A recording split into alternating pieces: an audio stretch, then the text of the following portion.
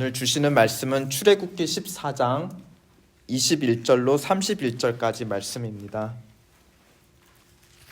이스라엘 백성이 마침내 홍해를 건너 애굽을 빠져나오는 장면을 담은 본문입니다. 21절부터 31절. 모세가 바다 위로 손을 내밀매 여호와께서 큰 동풍이 밤새도록 바닷물을 물러가게 하시니 물이 갈라져 바다가 마른 땅이 된지라. 이스라엘 자손이 바다 가운데를 육지로 걸어가고 물은 그들의 좌우에 벽이 되니 애굽 사람들과 바로의 말들 병거들과 그 마병들이 다 그들의 뒤를 추격하여 바다 가운데로 들어오는지라. 새벽에 여호와께서 불과 구름 기둥 가운데서 애굽 군대를 보시고 애굽 군대를 어지럽게 하시며 그들의 병거 바퀴를 벗겨서 달리기가 어렵게 하시니 애굽 사람들이 이르되 이스라엘 앞에서 우리가 도망하자. 여호와가 그들을 위하여 싸워 애굽 사람들을 치는도다. 여호와께서 모세에게 이르시되 내 손을 바다 위로 내밀어 물이 애굽 사람들과 그들의 병거들과 마병들 위에 다시 흐르게 하라 하시니 모세가 곧 손을 바다 위로 내밀매 새벽이 되어 바다의 힘이 회복된지라.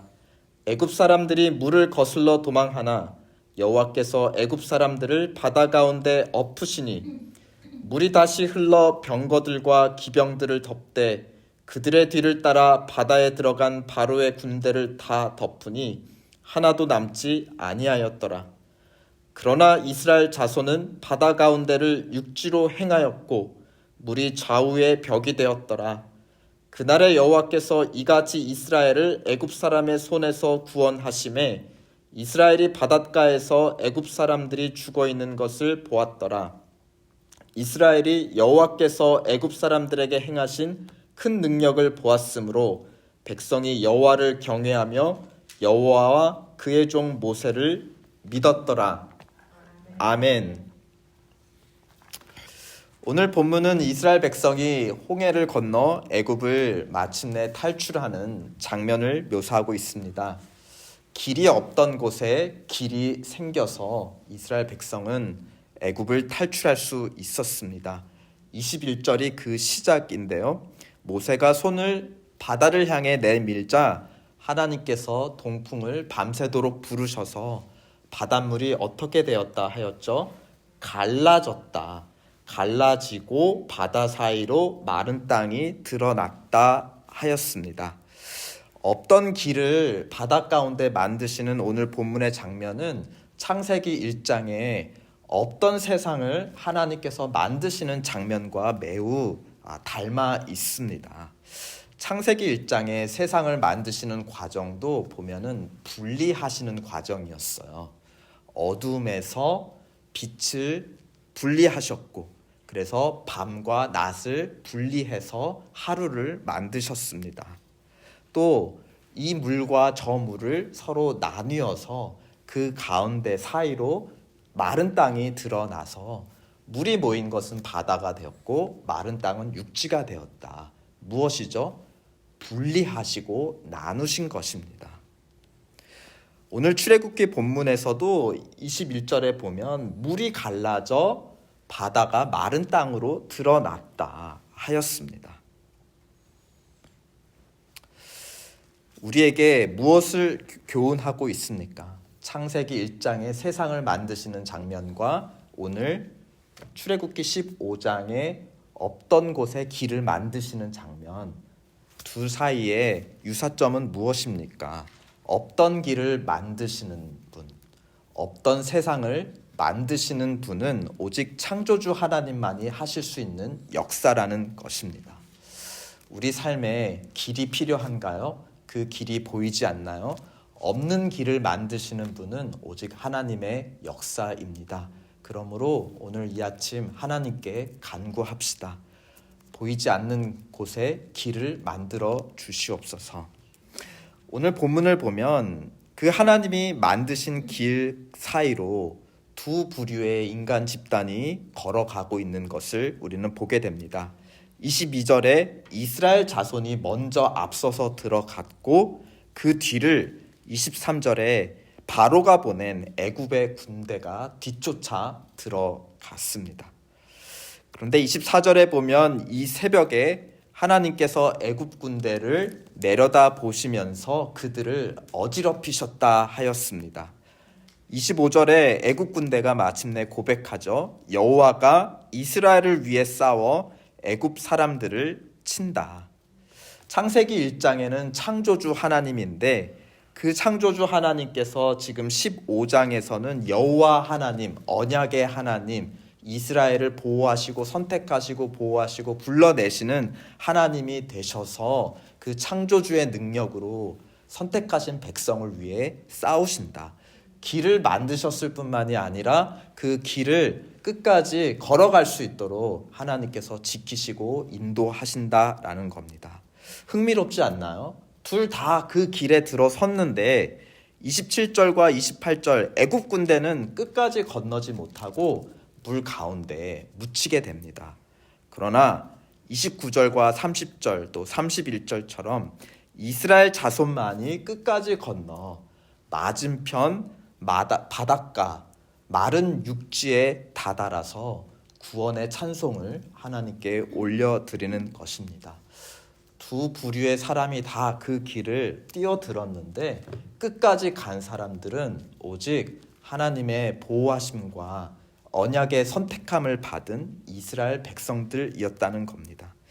없던 길을 만드시는 건 창조주 하나님만이 하실 수 있는 역사이며 동시에 그 길을 끝까지 건너도록 보호하시고 지키시고 인도하시는 것도 여호와 하나님, 언약의 하나님만이 하실 수 있는 역사입니다. 이 새벽에 우리는 기도합시다. 없는 길을 만들어 주시옵소서. 그렇지만 그 길을, 은혜의 길을 중간까지만 가다가 멈추는 자 되지 않게 하시고 끝까지 건널 수 있도록 하나님 계속 우리에게 족한 은혜를 베풀어 주시옵소서. 이 새벽에 간구해야 하겠습니다.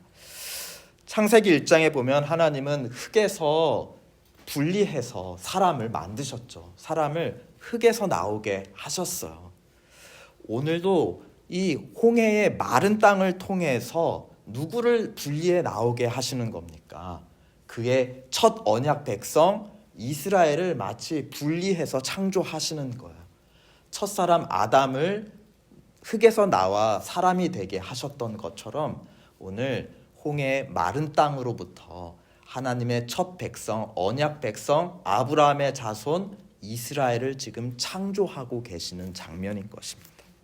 그러니까 홍해 사건은 하나의 창조의 사건으로 이해를 해야 하고 언약 백성을 창조하신 사건입니다. 이를 두고 고린도전서 10장 바울은 이렇게 고백합니다. 형제들아, 나는 너희가 알지 못하기를 원치 아노하노니 우리 조상들이 다 구름 아래 있었고 바다 가운데로 지나며 모세에게 속하여 다 구름과 바다에서 세례를 받았다.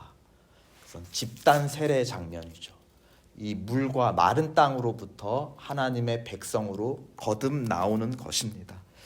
그런 점에서 세례는 하나님의 백성으로 거듭나는 예식이며 마치 홍해를 건너는 이 사건을 재현하는 예식인 것입니다. 그렇게 세례를 받은 하나님의 백성, 세례 가운데 하나님의 백성은 누구라고 가르쳐주고 계시는 것입니까?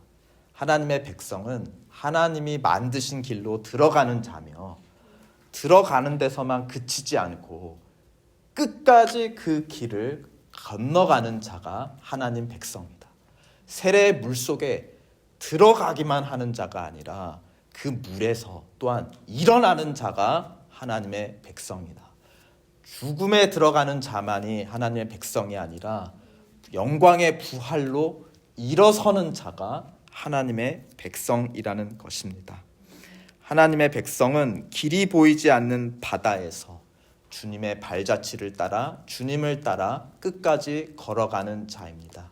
우리에게 임하신 거듭남의 은혜가 오늘도 보이지 않는 길을 걸어가는 우리 모두에게 임하기를 예수 그리스도의 이름으로 축원드립니다.